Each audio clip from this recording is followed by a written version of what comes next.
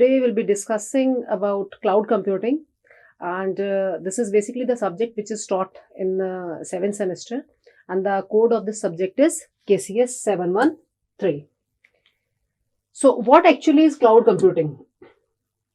As the definition says, it is an emerging style of computing in which different sort of applications, data, resources are provided as services to user over the web, right?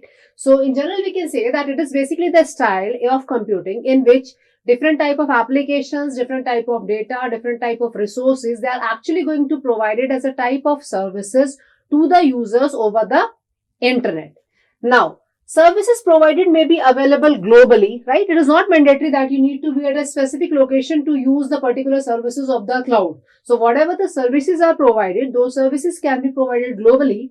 Again, always on low in cost, right? As we need not have to install any particular piece of like the software that we are going to deal with, the hardware that we are going to deal with. It is the type of services or the type of resources that we are actually going to use. So of course, it is quite low in cost as well. On demand, as and when we require those type of resources or the services, those services will be provided to us. So that is again one of the most important feature, or one of the most important characteristics of cloud computing. Massively scalable. As and when you want to scale up, as and when you want to increase the number of resources that you are actually going to use, you can actually increase them accordingly. So it is actually scalable in nature as well, and pay as you grow. What you only need to pay for the services that actually you are using. Like there is no sort of compulsion that until and unless you are using those services, you have to. It's not at all like that. Whatever services, whatever resources you are going to use, the services for which you are actually using, you need to pay only for those type of services. So that is again the beauty of this cloud computing.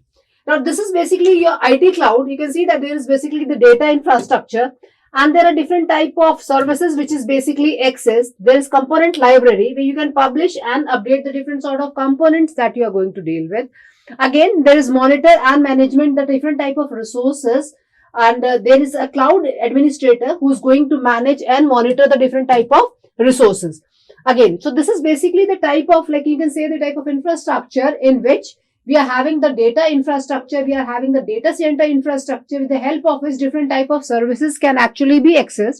And we can, as an individual, we can actually publish and update the different sort of components that we are going to deal with. Now, what is actually cloud computing? As this term suggests, it is common, right? Cloud is basically common. It is independent of the location, which I already told you in my previous slide too, that it is not specific that you, if you need to use the type of services of the cloud, we need to be dependent on a specific type of location. Or we can say that it's not like that you have to be at a specific location to use the specific services of the cloud. So it is totally independent of the location. Online, again, you'll only be able to access the services if and only if you are actually online. So again, the necessity of the internet is must. If you don't have proper sort of internet connection, then again it is not at all possible to use the services of the cloud as well. Utility, which is available on demanding of an individual.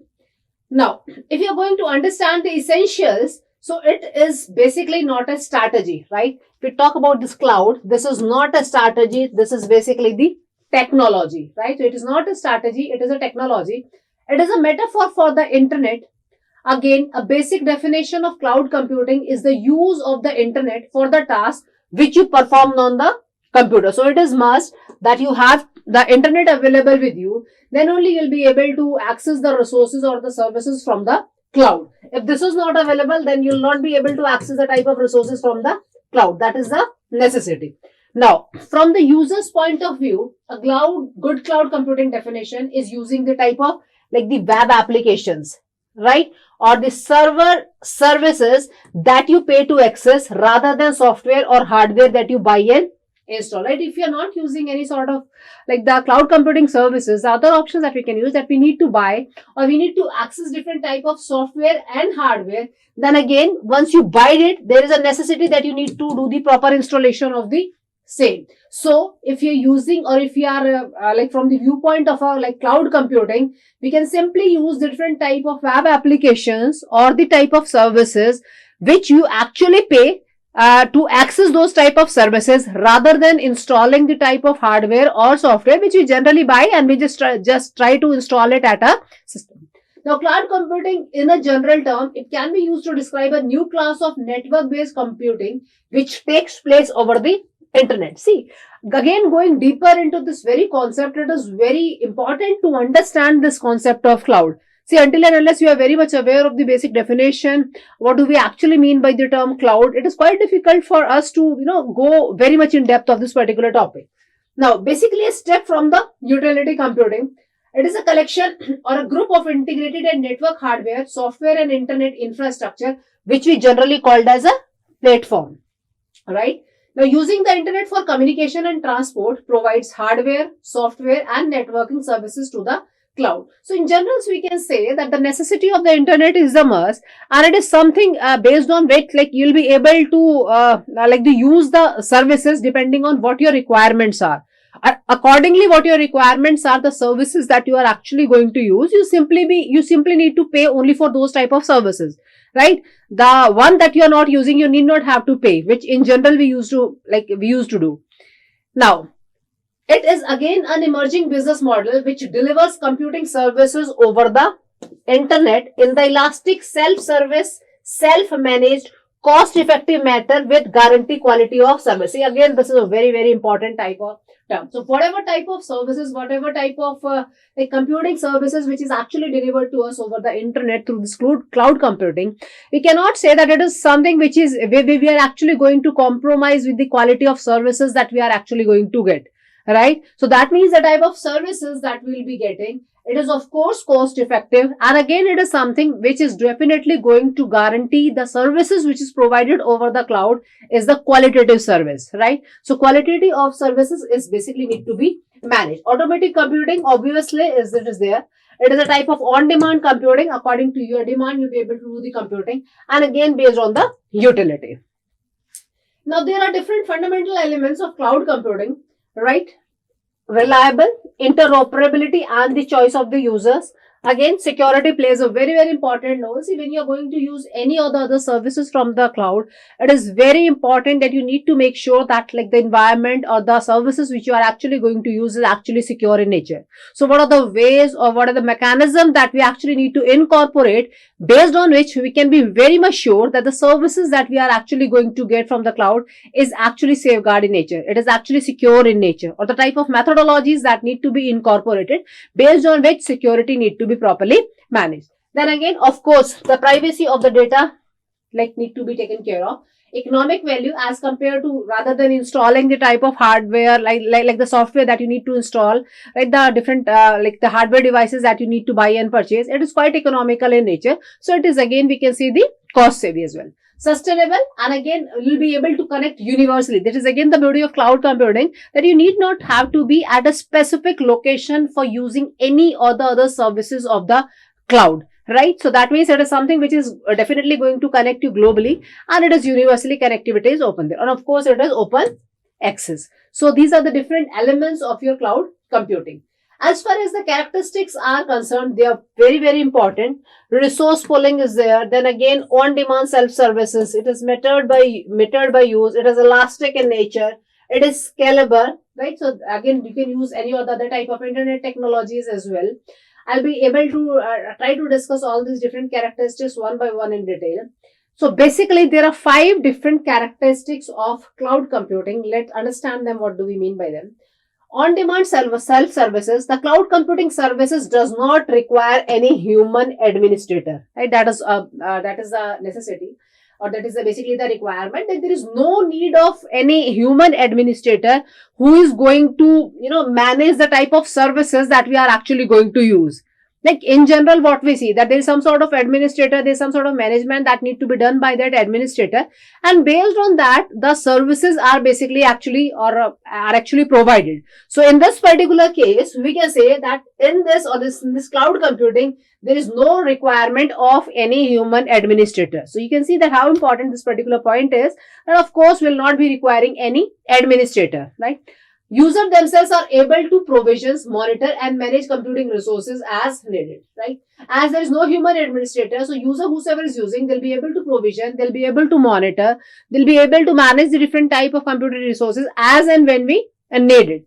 Second is the broad network access. The computing services are generally provided over standards, broad networks, and heterogeneous type of devices, right? There will be number of different type of devices. So again, that is like required that they're generally provided, or the type of services that like one is actually looking for. Those services are basically provided over the particular set of network, and again different type of devices which may not be of the same type, right? Like it's not necessary that those devices that we are going to use, they need to be of the same type. They can be of different type, as well as like we can say in other terms as a heterogeneous device. Now, next is the rapid elasticity.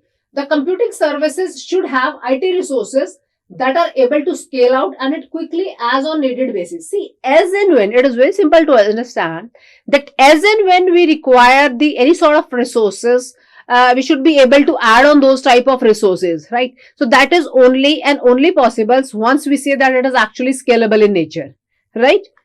As I told you in this particular slide also, it needs to be properly scalable. As and when you need it, as and when you need to grow any type of resources, you should be able to scale it properly. And as and when you feel that like this particular services or this particular resource is no more required, you can actually leave that particular type of resources, so that like any other particular network, like any other particular device on the network, if required, they'll be able to use that services which an individual port actually left.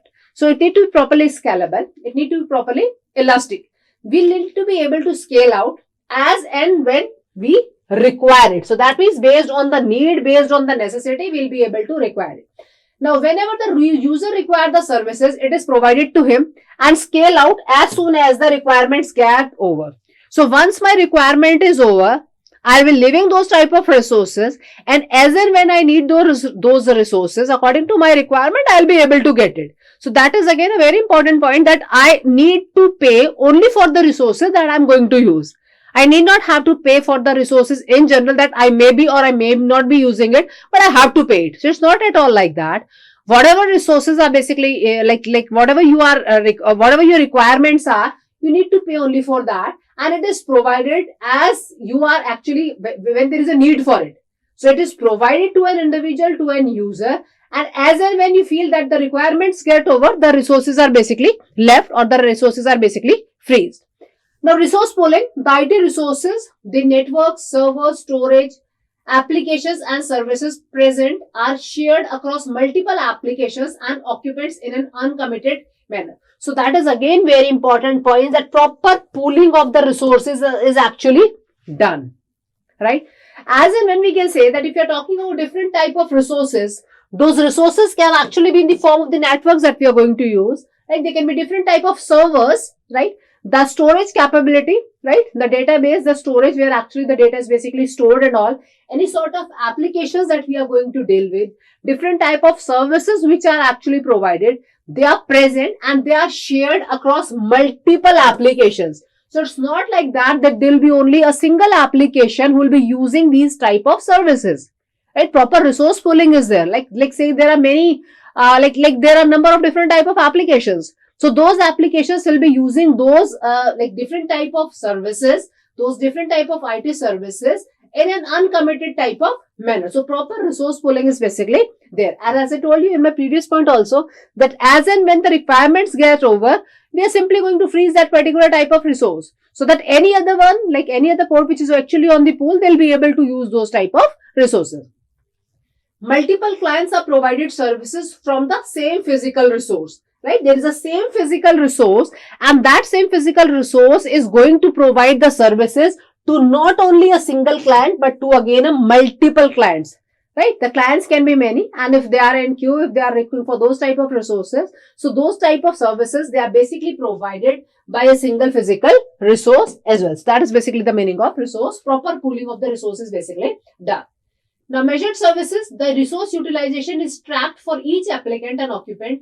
It will provide both the user and the resource provider with an account of what has been used, right? So this basically the how much resource is basically utilized by an individual port, that need to be properly taken care of, and that need to be properly tracked, right? For each particular type of application, whatever resources are basically utilized, those resources are properly tracked, right? And it is simply going to provide the user as well as the provider who is going to provide you the type of resources with simply the account that how much has been used, right? How much has been used or for how much an individual actually has to pay. That is only possible if and only if there is a proper type of tracker. If only if there is a proper type of like applications that which is actually going to make sure that how much resource is basically used by an individual type of applications in the domain.